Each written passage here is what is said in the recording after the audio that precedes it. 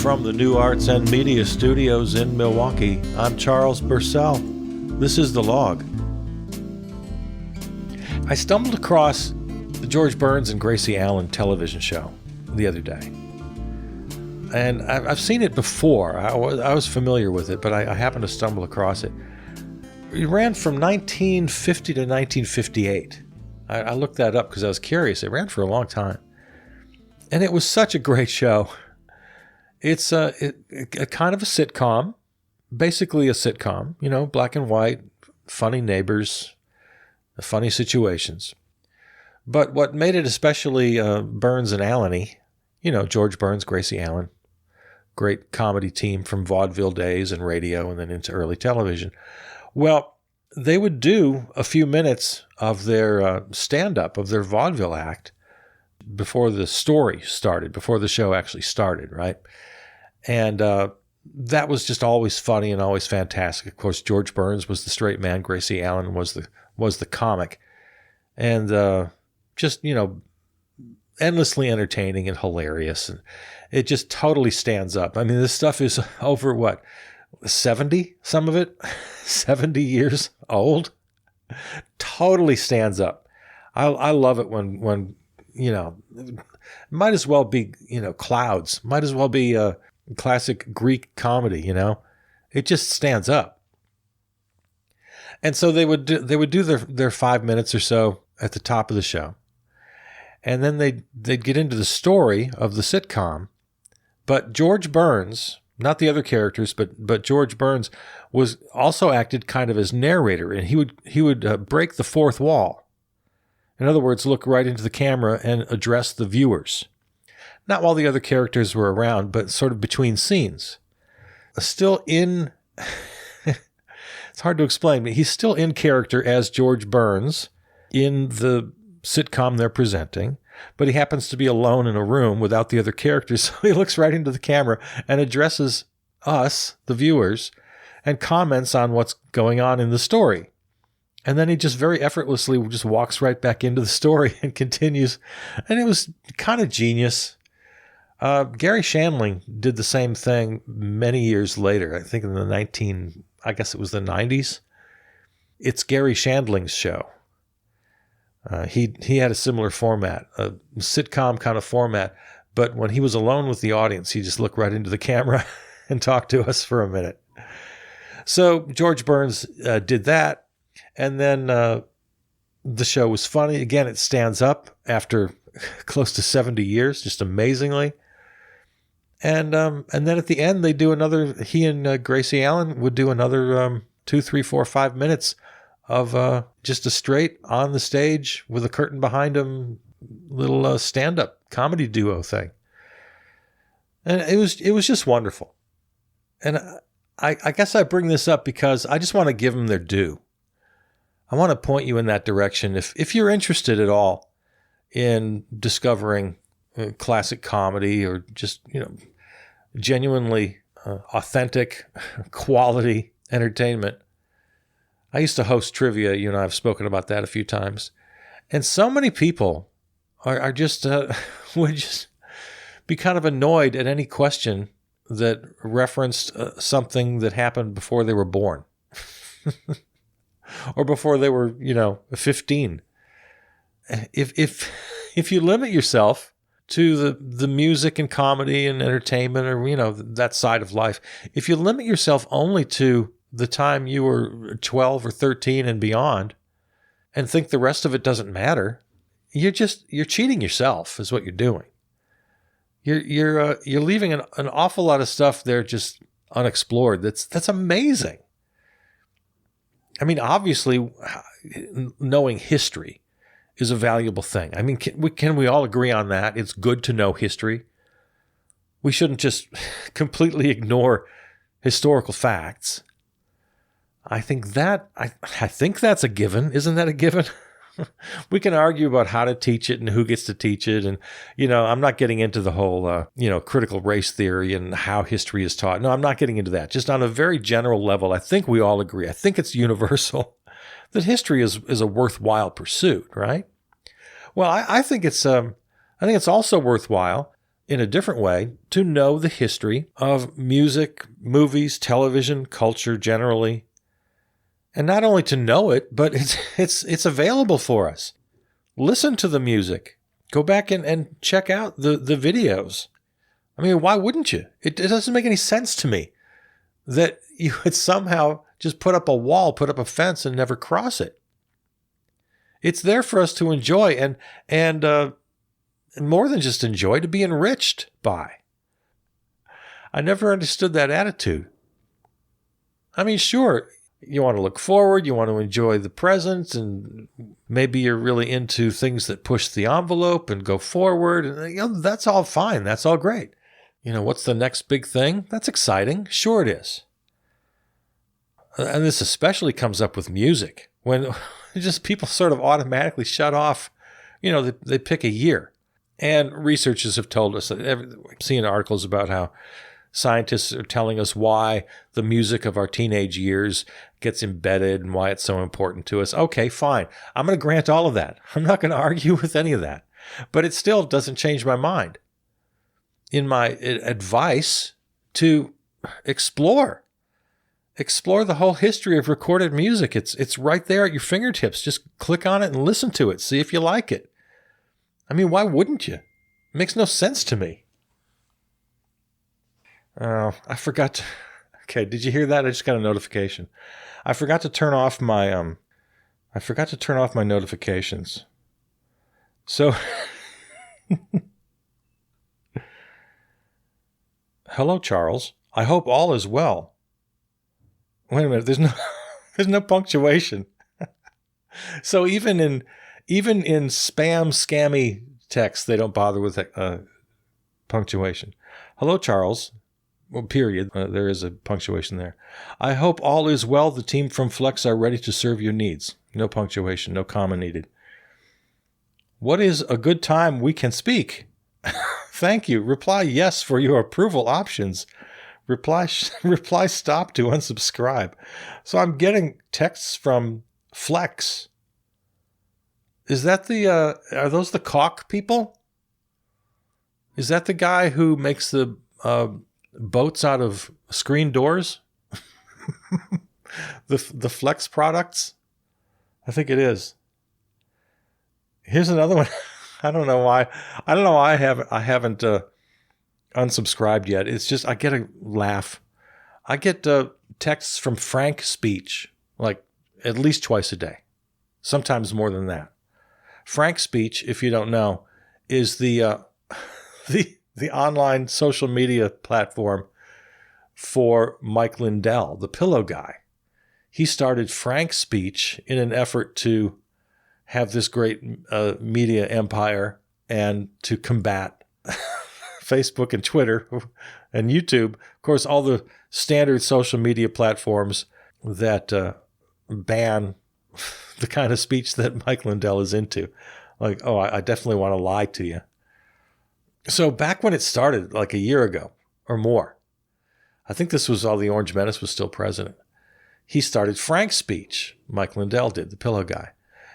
And as your friendly neighborhood podcast host, I felt it my duty to sign up and see what was going on over at Frank Speech. Well, it never really took off at all. I'm not sure what's going on now. It just failed miserably. And all it is a platform for the usual suspects, the Twisted Sisters, whatever they call themselves, those two sisters who rant about things, and Alex Jones and other conspiracy types. So the usual suspects of really off the cliff alt-right kind of conspiracy types have little platform. They have their pages. But it never turned into any sort of an outlet for regular folks, because that's what I wanted. And that's why I joined. I wanted to contribute. I wanted to share this podcast on that platform.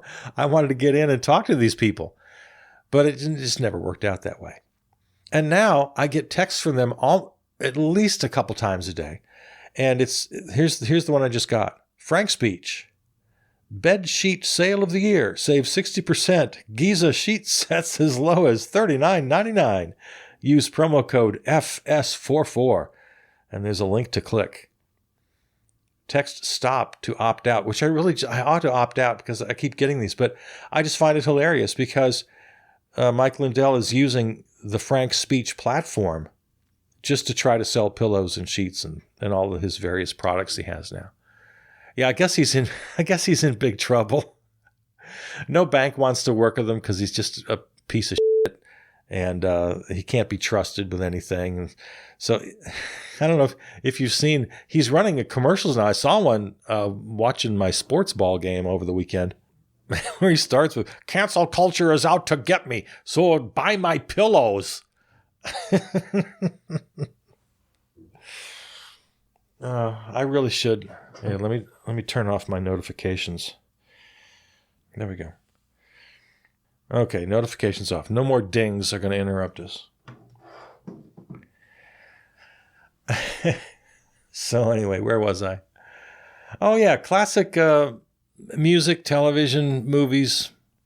If you shut the door and you think anything that was created before you were born isn't worth your time, I guess you're entitled to your opinion. I'm just telling you, you're only cheating yourself. There's so many movies and television shows and music especially that I just adore, going way back. And especially the I don't know what you call it, the modern era, the media era. We get into television and movies, the 20s and 30s and 40s. I mean, once you're into the 20s, 30s, and 40s, oh my God, the art. It's crazy good. There's so much good stuff. So what started this conversation? I don't remember. Burns and Allen? Yeah, I happened to see Burns and Allen. And especially since, you talk with anybody, just a regular person on the street. Classic 50s sitcom. All the love goes to I Love Lucy. No pun intended. And I'm not going to say anything bad about I Love Lucy. It's just, in my personal taste, I was never the biggest fan. And I just feel like they get way too much credit. People think that without Lucille Ball and Desi Arnaz, none of this ever would have happened. Like they invented everything. Yeah, that's too much credit. Yeah, the basic format of the sitcom, the three camera sitcom live audience. Okay. Nobody else was going to think of that. It didn't occur to anybody. There were lots of other things already happening. Sid Caesar was doing the incredible, innovative sketch comedy, the precursor to SNL and every other sketch group to follow. Name any one of 100 of them. The big ones being, Monty Python and Kids in the Hall and all of that. Yeah, early TV, if you know anything about it, the old Cinescope days, a lot of it's gone forever, which is a shame. But you can find some films of Cinescopes. Wait, am I getting that name wrong? Kinescope. What did I say? Forget it. Okay, yeah, Kinescope was what I'm trying to say. There are films of early kinescopes that we can find, but much of it is just gone to history. That's too bad.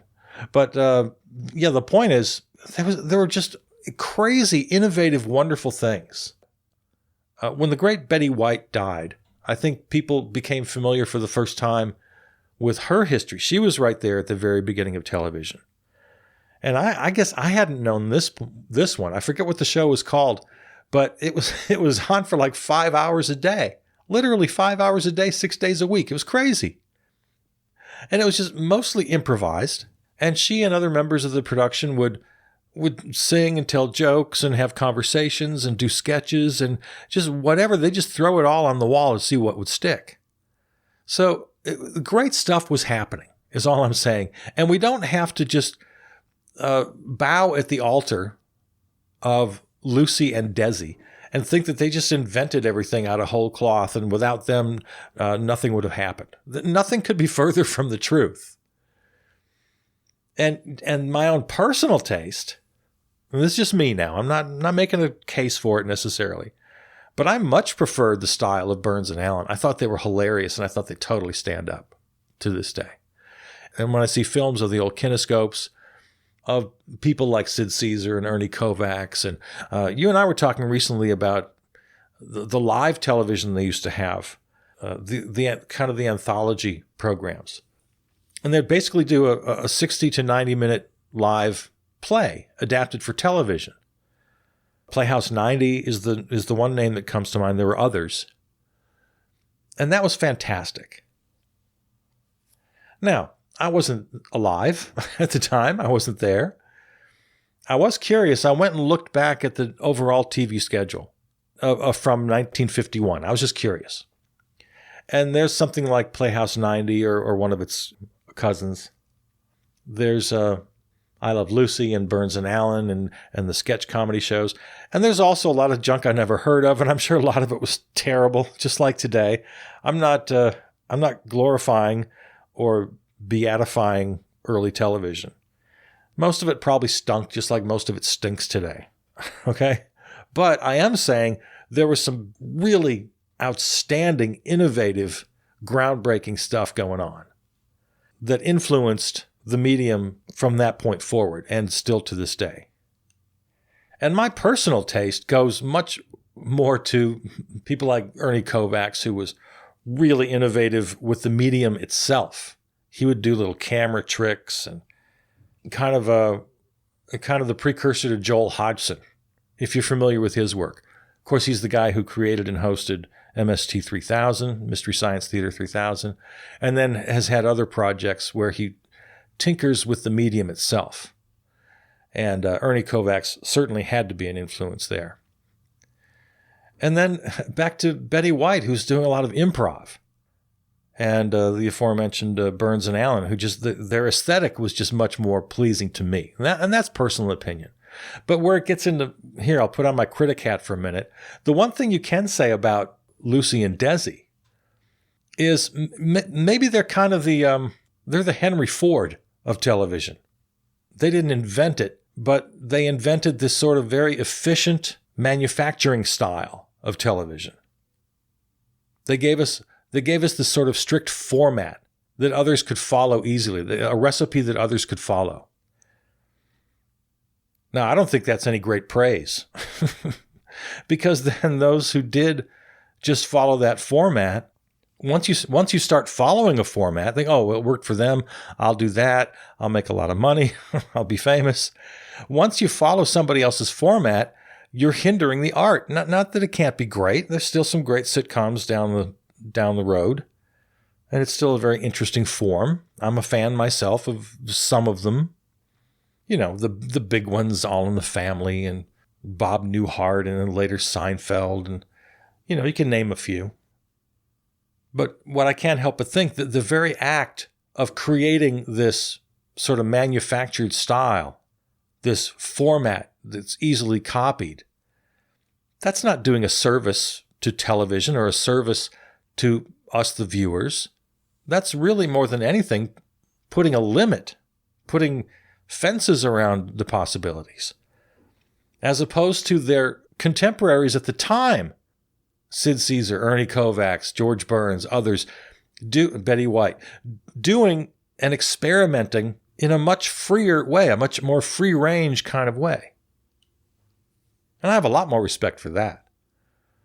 Lucille Ball herself, she said this many times in interviews, to the point where I think we all know this now. She said she never improvised. She never relied on just being naturally funny. She worked and she worked and she rehearsed down to every minute detail of physicality, of facial expressions. She'd look in the mirror and study facial expressions and get it until it was just right. So I guess that's something to admire. People tend to put this forward as something that we admire about her. Okay. She worked hard. She got pretty good results. Again, I'm not going to be a big critic about what she did. Okay, I guess it was funny. It didn't really, I don't know. It made a lot of people laugh. I'll give her credit for that. But that's kind of, when you think about it, that's the opposite of comedy. Yes, there's hard work, especially in the writing. There's hard work throughout the process. But without that element of improvisation, that element of discovery, the element of risk-taking that anybody who's done comedy is familiar with. Now, the exact opposite of that, the counterpart to Lucille Ball, was Jackie Gleason. Of course, another mega famous comedy star of that time, the 50s. The Honeymooners being his big claim to fame. Well, he was famous, just as famous, for not rehearsing. When he would talk about his method, he would say, no, he didn't like to rehearse very much. He wanted that spark. He wanted he wanted to be present in that moment. Now, you can say, oh, I don't know art, but I know what I like. I don't know comedy, but I know what makes me laugh. Okay, I'm not going to fight with you about that. But really, any sort of theorist of comedy, anybody who's done it or knows anything about it, knows that moment is important, that reality, that truth, that spark, that element of improv, the element of risk, the element of discovery. That's where art happens. That's where the rubber's hitting the road. And Lucille Ball, by her own admission, says she never experienced that. She decided what she thought would be funny, and then she worked really hard to achieve that. But there was no discovery. There was no risk. There was no improv. And for me, anyway, that shows. That shows in when I watch the film of the old stuff. People really, critics and public alike love to talk about the last 10, 15 years as the golden age of television. I don't know. I'm not seeing it. I'm really not with you. What I can say is that I fully admit there are many things I haven't seen that other people go nuts about. At any given moment, there's some series that the critics and the public are just going gaga over. And that really kind of started maybe with The Sopranos and going forward at any given time, there's something. There was Mad Men and then in more recent years, the show about chess and Ted Lasso and whatever happens to be the big hit of the moment, the critics and the public freak out. And I'm going to confess, I haven't seen most of them. But when and if I do, it's like, okay, I give in. People just are going nuts over Schitt's Creek. It must be fantastic. So I watch a few episodes and I cock my head like a dog and go, huh? How is this? What is this? I've had other experiences. I think you and I talked at length about Ted Lasso. One of the few, maybe only, I can't think of any other examples. One of the only television shows I ever binged. Well, that's not totally true. I think I binged anything that Gary Shandling has ever done. And I enjoyed it. But yeah, I binged Ted Lasso. Just out of sheer curiosity, and also because the first several episodes I rather enjoyed. And, that helps if you're going to hit play for the next time, right? And also because the way television series are now designed, I don't think anybody's hiding the fact that they use the old sort of soap opera method. They set up some big suspense at the end of an episode that, well, I got to click on the next episode to see how this turns out. I mean, it's so manipulative. And nobody's trying to hide it. They just, that's just what they do. So that also helps you to binge. It's like the food company putting the appetite enhancer into the potato chip, making you want the next chip. TV producers and writers know exactly how to do that too. So anyway, I binged Ted Lasso. And there's another one. And by the time it was all over, I just felt like I'd eaten a big bag of chips. Like I just felt gross. It's like, why did I waste all this time? I guess, I enjoyed the first few episodes, and I guess it's pretty well done, but oh my God, what a waste of time. And even if it was okay, I guess it was all right. I'll give it a, 6 out of 10. It was enjoyable. But how is this meriting this over-the-top adoration from critics and the public? That left me completely baffled. I'll give you one other example. Did I watch the whole first season? I think I did. Of The Marvelous Mrs. Maisel, I think it's called. Did I get that right? Yeah. So exact same experience as I had with Ted Lasso. Like, okay, yeah, I guess it's interesting, kind of entertaining. It's a little over the top. It's stylized. The characterizations aren't very realistic, but I guess that's the style they're going for. Okay, I think I get it. But by the time I was through with the season, I thought, man, that's just okay. It's just TV, like we've had TV for the last 75 years. Who cares? I don't understand when people just get so excited. And that's kind of my thought about I Love Lucy. I think it's too easy just to crown some artist as, the pinnacle, the best. It becomes a cultural shorthand. Like, okay, well, classic television, I Love Lucy, invented the format, King and Queen, Lucy and Desi, aren't they great? Okay, now I can move on to other things. And it's just, I disagree. It's just not true. With any kind of shorthand or with any kind of cliche that we all just want to accept, sort of this dumbed down common wisdom, it leaves way too much out on the field unexplored. And by its very nature, in the moment that we crown somebody king, and now let's talk more generally, in any artistic endeavor, in any cultural moment, once we sort of declare a winner, all the rest of it just disappears to most of us, or dangerously maybe to all of us. Or at the least, it diminishes. It puts a fog over everybody else. So I'm a big advocate for not crowning anybody king or queen.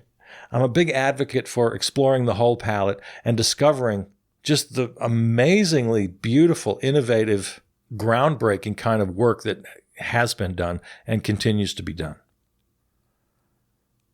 And maybe I will end here with a little bit of criticism for Lucy and Desi. Maybe, now that I think about this, maybe they are responsible for creating this kind of Henry Ford-style assembly line for television production. And the inescapable essence of that assembly line approach actually handcuffs creativity. It limits the possibilities of anybody sort of adhering to that method. So yeah, maybe I do have some criticism for Lucy and Desi. More than just a lack of personal appreciation. It just reminded me, I happen to think, on an episode of Seinfeld, Jerry brags about never having seen a complete episode of I Love Lucy. And I don't know what, it was just kind of an aside. I don't know where it came from or why. But he took that as a source of pride, that he's never seen a complete episode of I Love Lucy. I'll bet Larry David wrote that line. So anyway, keep exploring. If you like something, if you love something in culture, television, music, movies, fine. There are lots of things I love, and things that I return to, that I've watched several times over the years. And if you love exploring and finding new avenues, also great. I guess my bottom line is don't limit yourself and don't let others limit you. And in this beautiful age we're in, with one thumb click, you can find anything. And, go find it. It'll make us all just better people, I think. All right. Happy exploring. I love you. I'm Charles Purcell.